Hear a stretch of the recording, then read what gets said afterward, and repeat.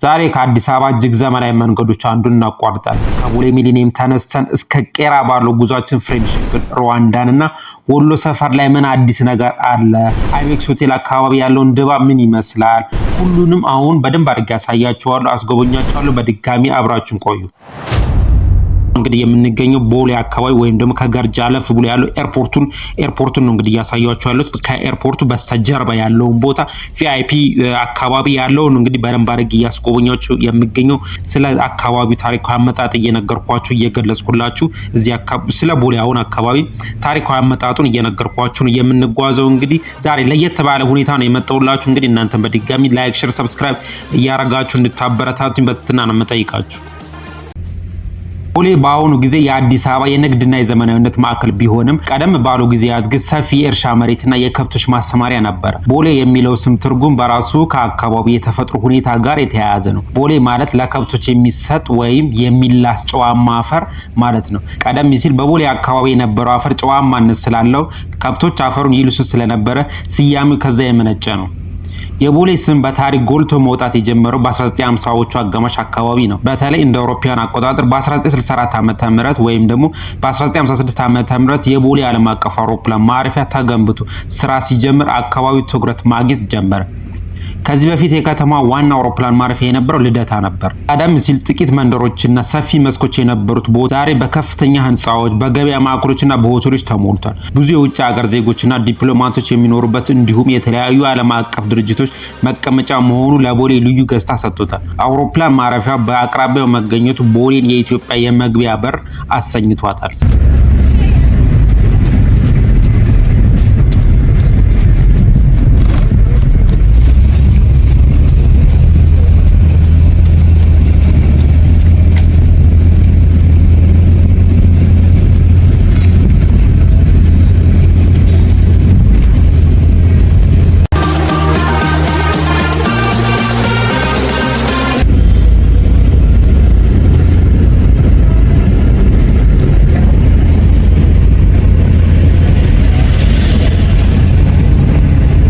አካባቢው እንግዲህ እንደምትመለከቱ ንጹህና ያማረ ነው። ግሪን ኤሪያ ነው።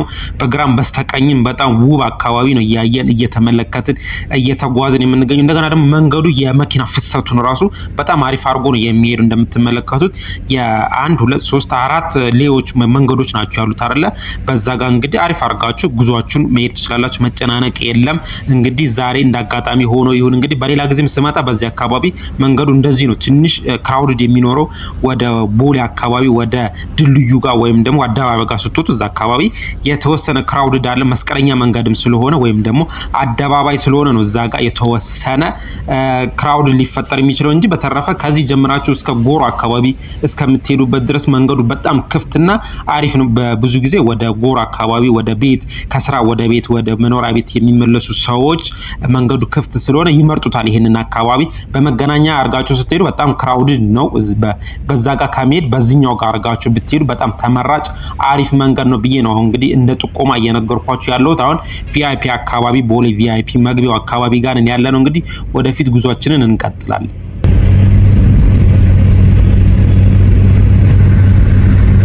ፍላፊት ቀጥታ ከሄዳችሁ ወደ ቦሌ ብራስ ወደ ቦሌ መድኃኔዓለም አካባቢ ነው የሚያስከዳችሁ። ይሄ የምትመለከቱት አስፓልት እኛ ግን እንዞርና ወደ ውስጥ ወደ ቦሌ በሚያስከደው አድርገን ወደ አደባባይ ጋር ወይም ደግሞ በስካይላይት ሆቴል ባለው ጋር ነው የምንወጣው። ይሄኛው ቀጥታ እንግዲህ ወደ መገናኛ የሚያስከዳችሁ ወደ ገርጅም የሚያስከድ አስፓልት አለ በስተቀኝ ስትታጠፉ። እዚህ ጋር በጣም አሪፍ ሆቴል ከዚህ በፊት ጥቆማ አድርጌላችኋል። ወይም ደግሞ እንደ ሬስቶራንት አይነት እዛ አካባቢ ቪዲዮ አለ፣ ገብታችሁ ብትመለከቱ ትወዱታላችሁ ብዬ ገምታለሁ። እንግዲህ ቀኝ በኩል የምንመለከተው ኤርፖርቱን ነው እያየን ያለ ነው። ኤርፖርት ግቢውን ነው እያሳያችሁ ያሉት። እንግዲህ እዚህ አካባቢ አቪዬሽን አለ። አሁን እንግዲህ ፊት ለፊት አድርገን እየወጣን የምንገኘው ወደ ስካይላይት ሆቴል ወደሚያስወጣው ወይም ደግሞ ወደ ቦሌ ድልድይ ወደዛ ወደሚያስወጣው አካባቢ ነው እየተጓዝን ያለ ነው።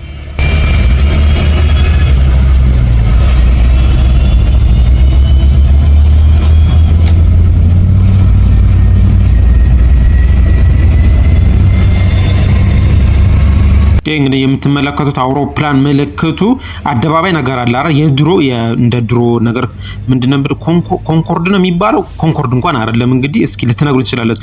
የድሮ የመጀመሪያዋ የኢትዮጵያ እንትን አውሮፕላን ምንድን ነበር የምትባለው ኮንኮርድ፣ ይሄ ትልቁን ዘመናዊ መሰለኝ። አሁን ግን አሁን ያቆመ መሰለኝ። እንግዲህ እንደዛ ሳይሆን አይቀርም ብዬ ገምታለሁ። ስለ አውሮፕላን የምታውቁ ሰዎች ብትነግሩኝ በጣም ደስ ይለኛል። አሁን እንግዲህ ፊት ለፊት እየወጣን የምንገኘው ወደ አደባባዩ ጋር አካባቢ ወይም ደግሞ ወደ ቦሌ ድልድይ ጋር ወደዛ ጋር አካባቢ ወይም ደግሞ እንደገና ወደ ስካይላይት ሆቴል ወደሚያስወጣው ወደዛ አካባቢ እየወጣን ነው የምንገኘው።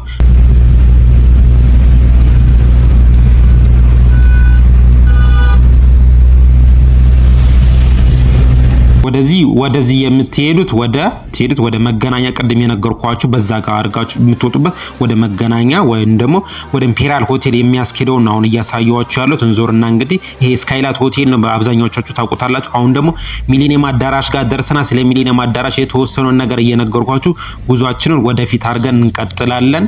አዲስ አበባን ስናስብ ከአይምሯችን የማይጠፋው የብዙ ታላላቅ ክስተቶች መድረክ የሆነው ሚሊኒየም አዳራሽ ጋር እንገኛለን። ይህ አዳራሽ የከተማዋ የዝግጅቶች ማዕከልና የዘመናዊነት ምልክት ነው። ሚሊኒየም አዳራሽ በአዲስ አበባ ውስጥ ካሉና ግዙፍ ታዋቂ አዳራሽ ውስጥ ቀዳሚ ነው። የተገነባው በ2000 ዓመተ ምህረት ወይም ደግሞ የኢትዮጵያ ሚሊኒየም ሲገባ ዋናው ዓላማው የሺህ ዓመታቱን መለወጫ በዓል በድምቀት ሁኔታ ለማክበር ነበር። አዳራሹ የተገነባውና በባለቤትነት የሚያስተዳድረው በታዋቂው ባለሀብት ሼክ መሐመድ ሁሴን አለሙዲን ወይም ደግሞ አዲስ ፓርክ ይባላል።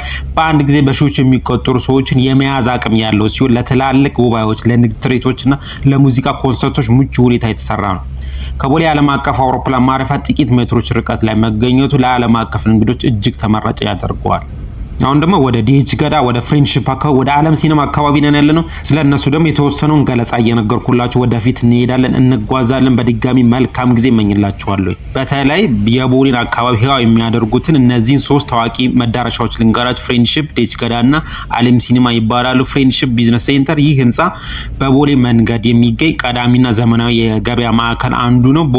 በውስጡ ጥራት ያላቸው የልብስ መሸጫዎች፣ የጌጣጌጥ መደብሮችና የውበት ሳሎኖች ይገኛሉ። በጣም ንጹህ እና ለዘመናዊ ግብይት የተመቸ ስፍራ ነው። እንደገና ደግሞ ዲኤች ገዳ ታወር ከፍሬንድሺፕ ዝቅ ብሎ የሚገኝ ግዙፍና ባለ ብዙ አገልግሎት ህንጻ ነው። በርካታ ቢሮዎች፣ የገበያ ማዕከላት፣ ባንኮች ይገኙበታል። በአካባቢ ለሚንቀሳቀሱ ሰዎች እንደ ዋና መገናኛ ወይም መለያ ምልክት ያገለግላል ማለት ነው። ዓለም ሲኒማ ደግሞ ጥራት ያላቸው የሀገር ውስጥ ፊልሞችን የሚታዩበትና የጥበብ አፍቃሪዎች መሰብሰቢያ ነው። ከሲኒማ ጎን ለጎን ካፌዎችና የምግብ ቤቶች ስፍራዎችን ለሽርሽር ተመራጭ ያደርጉታል። አሁን ፊት ለፊታችን አድርገን ሄደን ወደ ወሎ ሰፈር አካባቢ እንደርሳለን። ሩዋንዳ አካባቢ ጋር እየደረስን የምንገኘው ስለ ሩዋንዳ ደግሞ የተወሰነውን ነገር እየነገርኳችሁ ገለጽኩላችሁ። ወደ ወሎ ሰፈር አድርገን እንጓዛለን። አሁን ደግሞ ስለ ሩዋንዳ የተወሰነውን ነገር ልንገራችሁ። በአሁኑ ሰዓት በአዲስ አበባ የቦሌ ክፍለ ከተማ ውስጥ እጅግ ውድና ዘመናዊ ከሚባሉ ሰፈሮች አንዱ የሩዋንዳ ሰፈር ነው።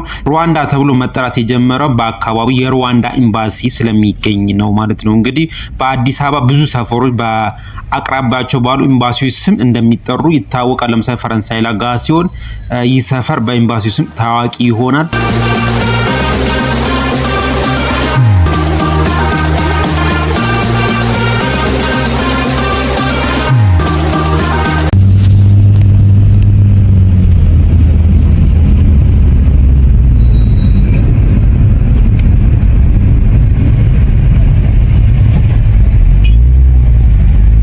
በዚህ ጋር የሚሄደው ወደ ኡራኤል ያስወጣቸዋል።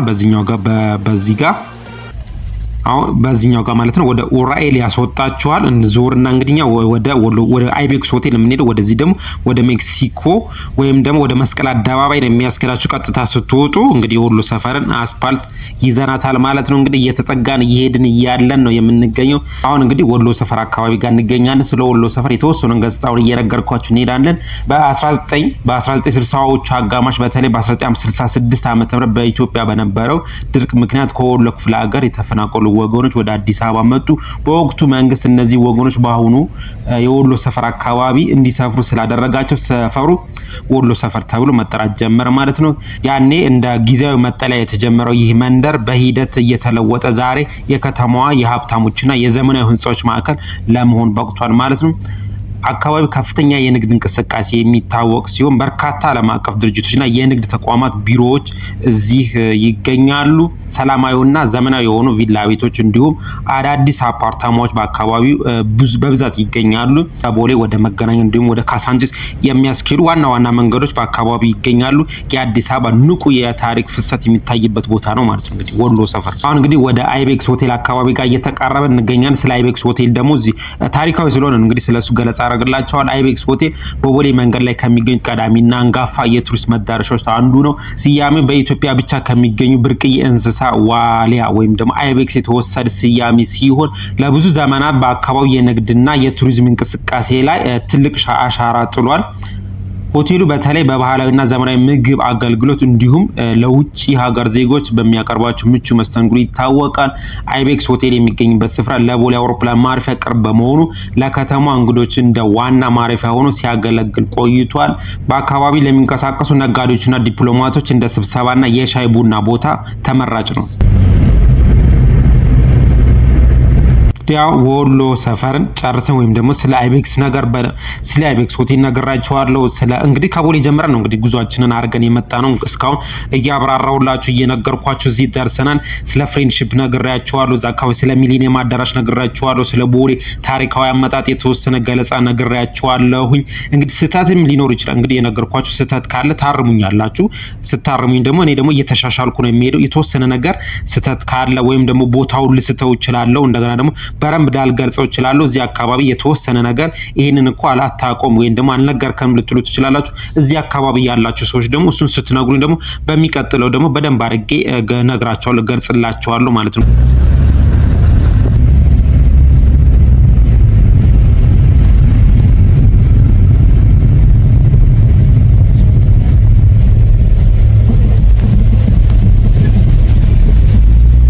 አሁን እንግዲህ ወደ ጎተራ ማሳለጫ አካባቢ እየደረስን ነው የምንገኘው። ስለ ጎተራ የተወሰነውን ነገር እየነገርኳችሁ እንግዲህ ጎተራ ኮንዶሚኒየም በጣም ታዋቂ ነው እዚህ አካባቢ ጎተራ አካባቢ ጋር ወደ ቄራ አድርገን እንሄዳለን። ቄራ ስንደርስ ደግሞ ስለ ቄራ የተወሰነውን ነገር እየነገርኳችሁ እያብራራሁላችሁ ጉዟችንን እንቀጥላለን። ጎተራ የሚለው ስያሜ የመጣው ቀደም ሲል በዚህ አካባቢ የኢትዮጵያ እህል ድርጅት ግዙፍ የእህል መጋዘኖች ወይም ደግሞ ጎተራዎች ስለነበሩ ነው። አካባቢ ለከተማው የጥራጥሬና የእህል አቅርቦት ዋና ማከማቻ ነበር ማለት ነው። እንግዲህ ከእህል መጋዘኖች በተጨማሪ በርካታ ፋብሪካዎችና መጋዘኖች የሚገኙበት በመሆኑ ለረጅም ጊዜ የከተማ የኢኮኖሚና የጭነት መኪኖች መተላለፊያ ሆኖ ቆይቷል። የጎተራ መንገድ ልዩ የሚያደርገው በ2000 ዓ.ም የተገነባ በወቅቱ የመጀመሪያው እንግዲህ ማሳለጫ መንገድ በመሆኑ ነው። ይህ ትልቅ የመንገድ ግንባታ በቻይና መንግስት ድጋፍ የተሰራ ሲሆን የትራፊክ መጨናነቁን በከፍተኛ ሁኔታ ቀንሶታል። መንገዱ ቦሌ ላንቻን ሳሪስንና ቃሊቲን የሚያገናኝ ወሳኝ መስቀለኛ መንገድ ነው። በአሁኑ ሰዓት የአዲስ አበባ ቀላል ባቡር በመንገዱ ላይ ማለፍ ለአካባቢው ይበልጥ ዘመናዊ መልክ ሰጥቶታል።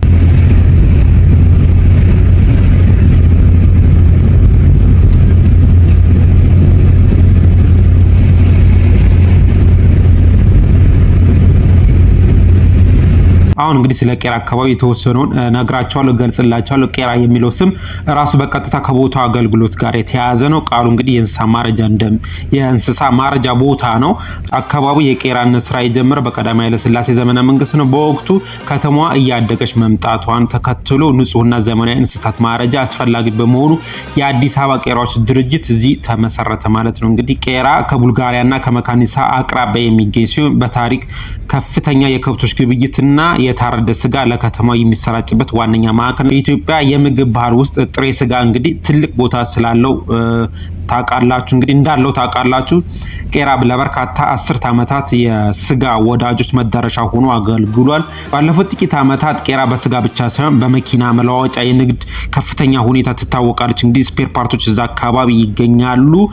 እንደምታስታውሱት እንደሌሎች የአዲስ አበባ ክፍሎች አሁንም ቄራ አካባቢ እንግዲህ ከፍተኛ ህንጻዎች እየተሰሩ መንገዶች እየሰፉ ያሉበት ሁኔታ ላይ ነው አሁን የሚገኘው።